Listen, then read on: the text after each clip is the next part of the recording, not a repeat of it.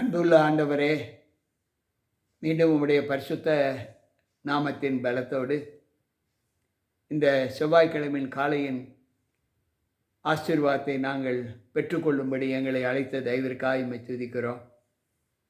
வந்திருக்கின்ற ஒவ்வொருவரோடும் உம்முடைய கிருபை இருந்து பாதுகாத்து கொள்ளும். ஆண்டவர் இயேசு கிறிஸ்துவின் நாமத்தில் ஜெபிக்கிறேன் நல்ல பிதாவே, ஆமென். அன்பு விசுவாச பிள்ளைகளே, கர்த்தருடைய வார்த்தைகளோடு மீண்டும் நாம் இணைந்து தேவ சமூகத்தில் அவருடைய வார்த்தைகளை கேட்க வந்திருக்கிற உங்கள் அனைவருக்கும் ஆண்டவர் இயேசு கிறிஸ்துவின் நாமத்தின் காலையின் வாழ்த்துக்களை தெரிவித்துக் கொள்கிறேன். கர்த்தர் நம்மோடு இருப்பாராக. இந்த நாளிலும் நாம் 18வது சங்கீதத்தில் இருந்து சில தேவ சத்தியங்களை நாம் தியானிக்கப் போகிறோம். இந்த 18வது சங்கீதத்தின் துவக்கம் எப்படி இருக்கிறது என்றால், இதில் சொல்லப்பட்டிருக்கிற 50 வசனங்களும் நம்மை எந்த அளவு திடப்படுத்தப் போகிறது என்பதை நாம் சற்று யோசித்து பார்ப்போம். 2 சாமுவேலின் புத்தகம் 22வது அதிகாரத்தில் இந்த சம்பவங்களை நாம் பார்க்கலாம்.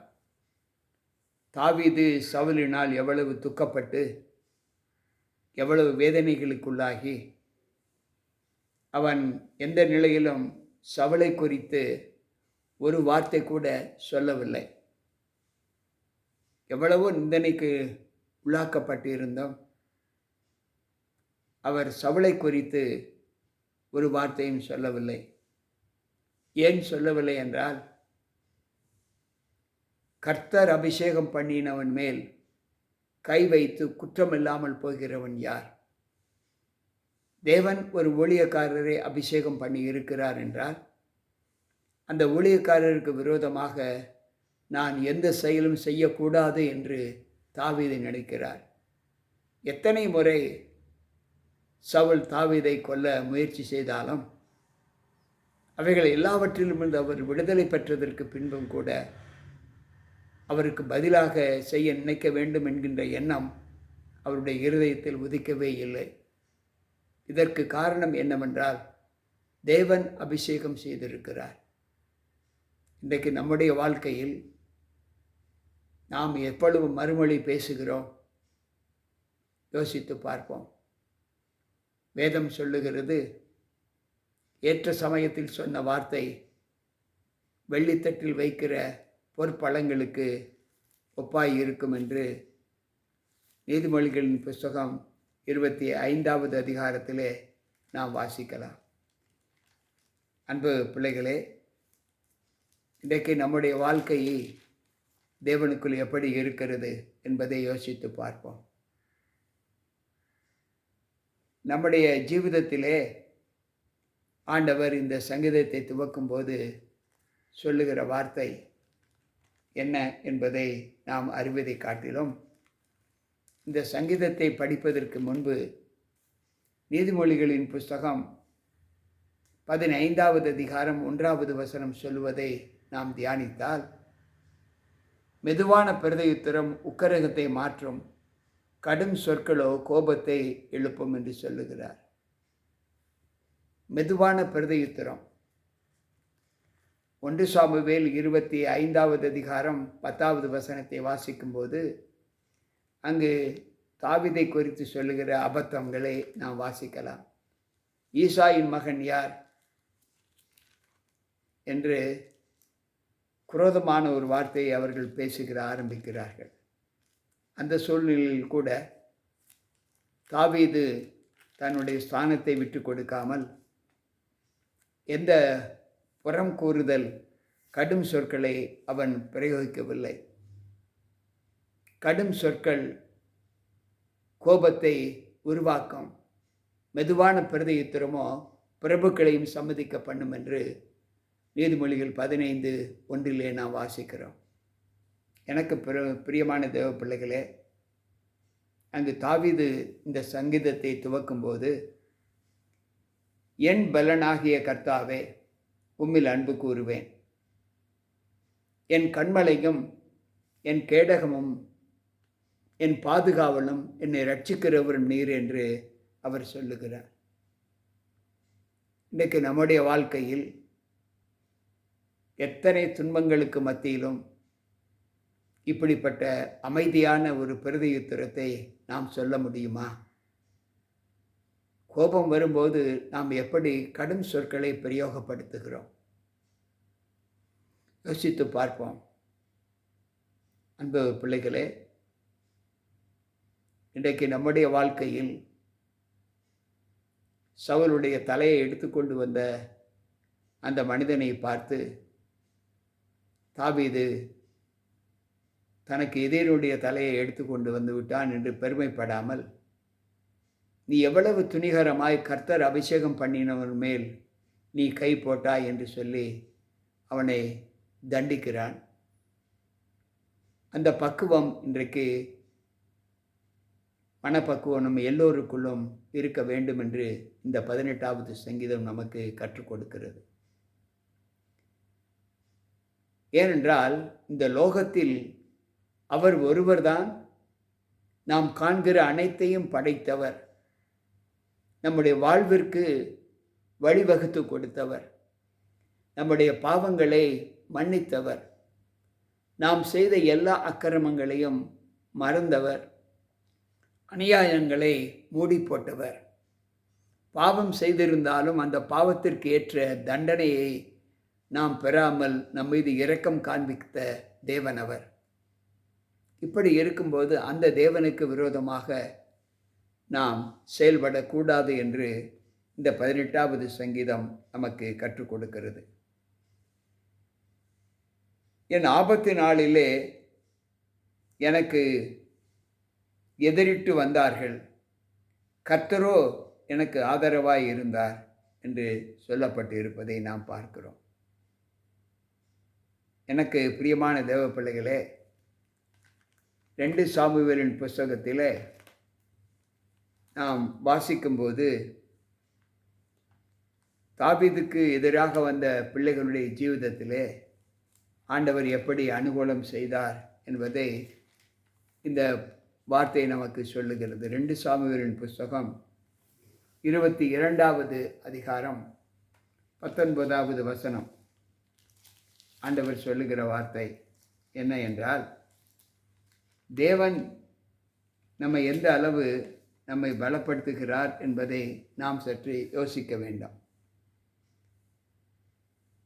என் ஆபத்து நாளிலே எனக்கு எதிரிட்டு வந்தார்கள், கர்த்தரோ எனக்கு ஆதரவாய் இருந்தார்.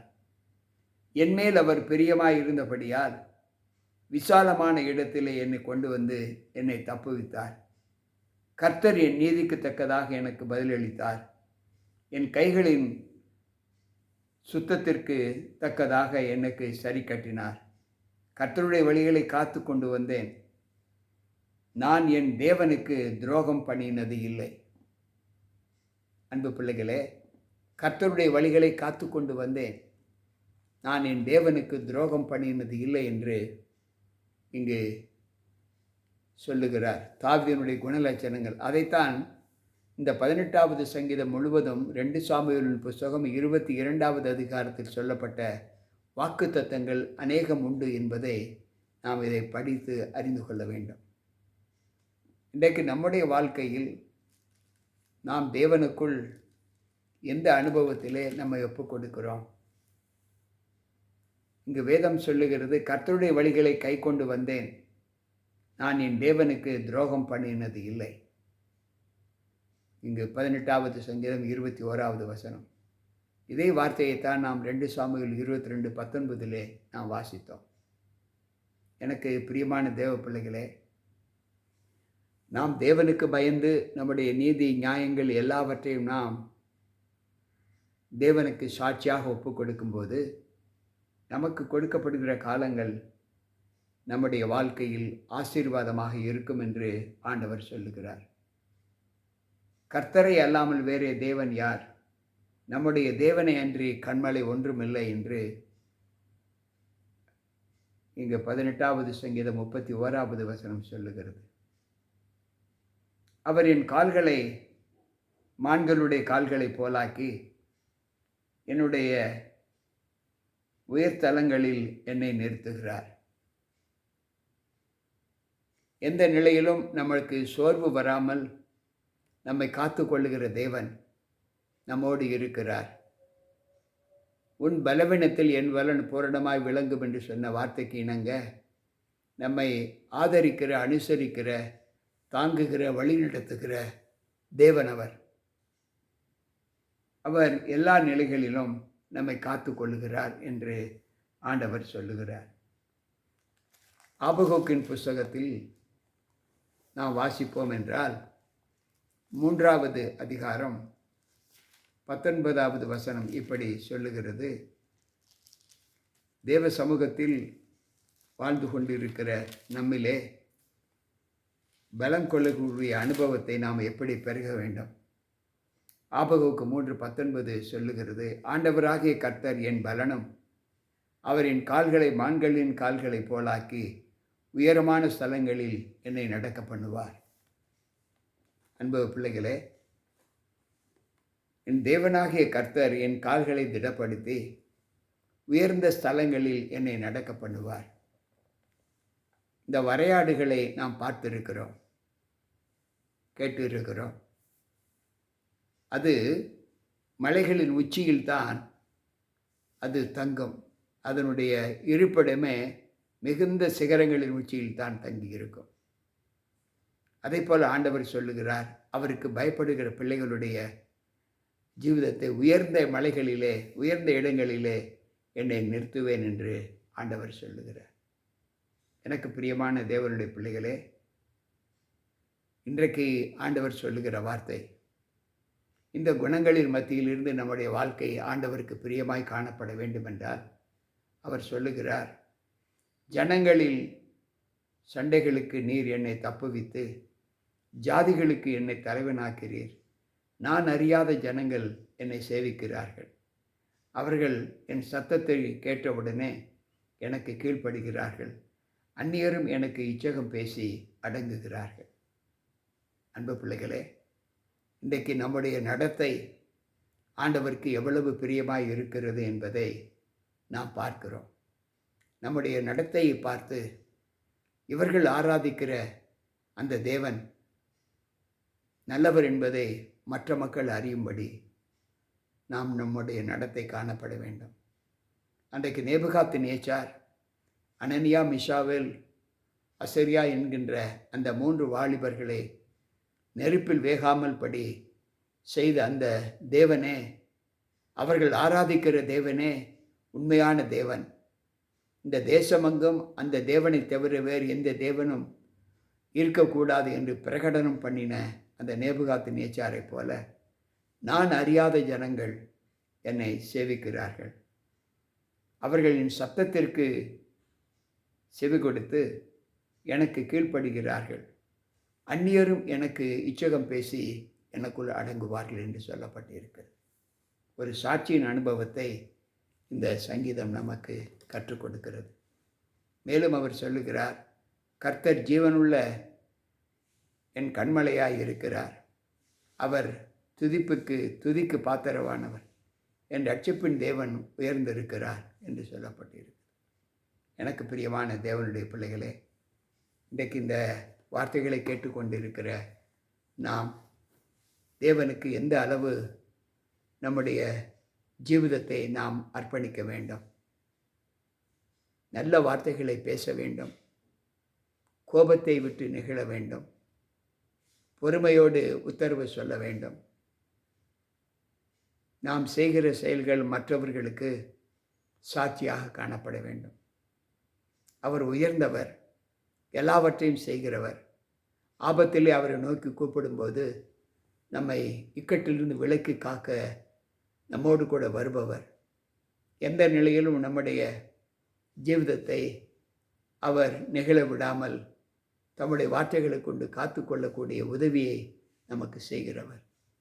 அப்படிப்பட்ட தேவனுக்கு சாட்சியாக நம்முடைய வாழ்க்கை இருந்து நம்முடைய நடத்தையினால் மற்ற மக்களும் அந்த தேவனை பின்பற்றி இப்படிப்பட்ட தேவனை அல்லாமல் வேறு தேவன் இல்லை என்ற ஒரு நற்செய்தியை பிரகடனம் பண்ணக்கூடிய அளவிற்கு நம்முடைய வாழ்க்கை காணப்பட வேண்டும்.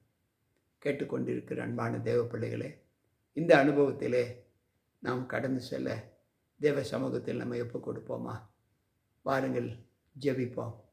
அன்பு ஆண்டவரே, உம்முடைய வார்த்தைகளை கேட்ட எங்கள் ஒவ்வொருவருக்குள்ளும் உம்முடைய கிருபை இருந்து இந்த நாளில் நாங்கள் கற்றுக்கொண்டது கோபத்தை நெகிழ்ந்து பிரதயத்திலும் சொல்லுகிற வார்த்தைகள் பொறுமையோடு இருக்க வேண்டும். எங்கள் நாவு பொல்லாதவைகளை பேசாதபடி நல்ல ஆண்டவரே வெள்ளித்தட்டில் வைக்கப்பட்ட பொற்பழங்களுக்கு சமமான வார்த்தைகளை பொறுமையோடு பேசி வேண்டும். எங்களுடைய ஜீவிதம் மற்றவர்களுக்கு சாட்சியுள்ள அனுபவத்தை காண்பிக்க வேண்டும். இப்படிப்பட்ட நற்குணங்களை இந்த நாளில் நாங்கள் கற்றுக்கொண்டதற்காய் ஸ்தோத்திரம். கேட்டுக்கொண்டிருக்கிற ஒவ்வொரு பிள்ளைகளும் நீர் சொன்ன இந்த வார்த்தைகளின்படி நடக்க பிள்ளைகளை பலப்படுத்தும். மீட்பர் இயேசு கிறிஸ்துவின் நாமத்தில் ஜெபிக்கிறேன் நல்ல பிதாவே, ஆமென். அன்பு பிள்ளைகளே, நிச்சயமாக இந்த வார்த்தை உங்களுக்கு நல்ல ஆறுதலை கொடுத்திருக்கும் என்று நான் நினைக்கிறோம். இந்த 18வது சங்கீதம் தாவீதின் பொறுமையை நமக்கு காண்பிக்கிறது.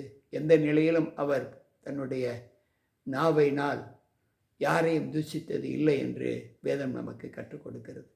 எனவே அந்த குணத்தை நாம் பெற்று இந்த நாளை துவக்குவோம். நம்முடைய வாழ்க்கை கிறிஸ்துவுக்குள் ஆசீர்வதிக்கப்பட தேவ சமூகத்தை தாழ்த்துவோம். மீண்டும் நாளை சந்திப்போம். உங்கள் போதகர் ஜி.கே. ராபர்ட். கர்த்தர் நம் அனைவரோடு கூட இருப்பாராக. ஆமென்.